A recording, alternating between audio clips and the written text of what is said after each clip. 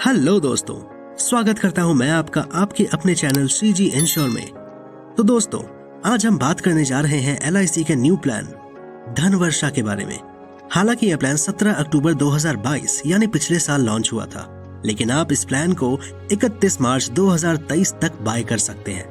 क्या है LIC Dhanvarsha plan की फीचर्स, इस प्लान से आपको क्या बेनिफिट्स मिलेगा, इसकी पूरी जानकारी हम आज के वीडियो में देंगे, तो वीडियो को एंड तक जरूर देखना।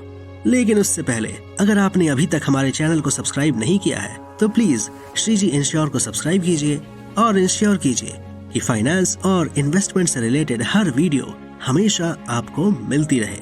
तो अब डिटेल में डिस्कस करते हैं LIC के new plan Dhanvarsha plan number 866 के बारे में। तो ये प्लान LIC ने 17 अक्टूबर 2022 को स्टार्ट किया था। प्लान को बाय करने की लास्ट डेट है 31 मार्च 2023। तो जिन लोगों ने अब तक इस प्लान को बाय नहीं किया है वो इस प्लान को 31 मार्च से पहले बाय कर सकते हैं। ये प्लान आपको सेविंग्स प्लस इंश्योरेंस दोनों का बेनिफिट देता है। मतलब आप इस प्लान को लाइफ कवरेज और सेविंग्स दोनों के लिए बाय कर सकते हैं। इस प्लान का एक एडिशनल बेनिफिट ये है कि ये आपको इंश्योरेंस कवरेज चूज करने के लिए 2 ऑप्शंस देती है। ऑप्शन 1 चूज करने पर आपको नॉर्मल कवरेज मिलेगा, वहीं ऑप्शन 2 चूज करने पर आपको मैक्सिमम कवरेज मिलेगा। तो वीडियो में हम धनवर्षा प्लान की फीचर्स, एलिजिबिलिटी क्राइटेरिया और बेनिफिट्स के बारे में डिटेल में आपको इन्फॉर्मेशन देंगे। सबसे पहले बात करते हैं फीचर्स की। तो ये प्लान एक non linked, non participating individual savings life insurance plan है, जहां आपको guaranteed maturity benefit, death benefit और ऑप्शनल राइडर बेनिफिट्स मिलते हैं। ये प्लान लाइफ प्रोटेक्शन और सेविंग्स दोनों इंश्योर करती है। ये एक सिंगल प्रीमियम पेमेंट प्लान है, जहां आपको पॉलिसी बाय करते टाइम सिर्फ एक बार पेमेंट करना होता है।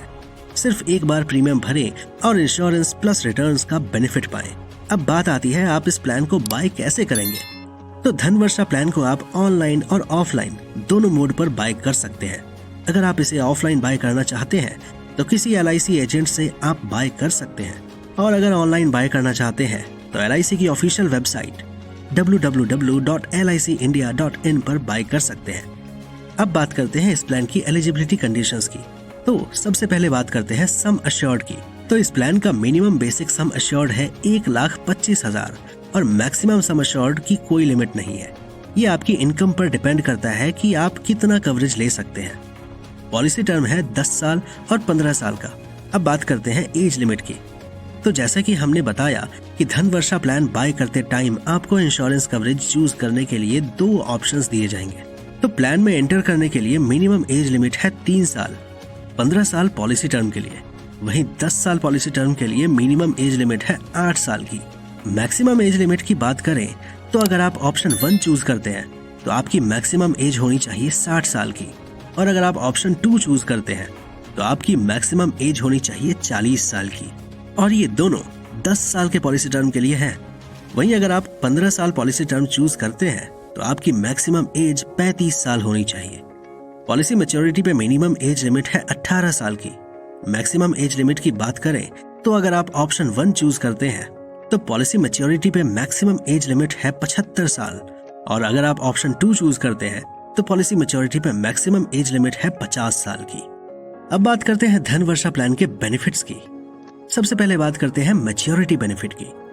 तो पॉलिसी टर्म पूरा होने तक अगर पॉलिसी होल्डर सरवाइव करता है तो पॉलिसी मैच्योरिटी पर उसे मैच्योरिटी बेनिफिट मिलेगा, जिसमें basic sum assured plus accrued guaranteed addition यानी बोनस होगा। डेथ बेनिफिट की बात करें अगर तो पॉलिसी टर्म के दौरान पॉलिसी होल्डर की अनफॉर्चुनेट डेथ पर उसके नॉमिनी को डेथ पर basic sum assured plus accrued guaranteed addition मिलेगा।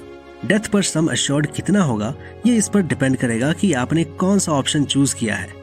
अगर आप ऑप्शन 1 चूज करते हैं तो आप पॉलिसी के लिए जो भी प्रीमियम पेमेंट करेंगे उसका 125% कवरेज मिलेगा, और अगर आप ऑप्शन 2 चूज करते हैं तो आप जो भी प्रीमियम पेमेंट करेंगे उसका 10 गुना कवरेज मिलेगा।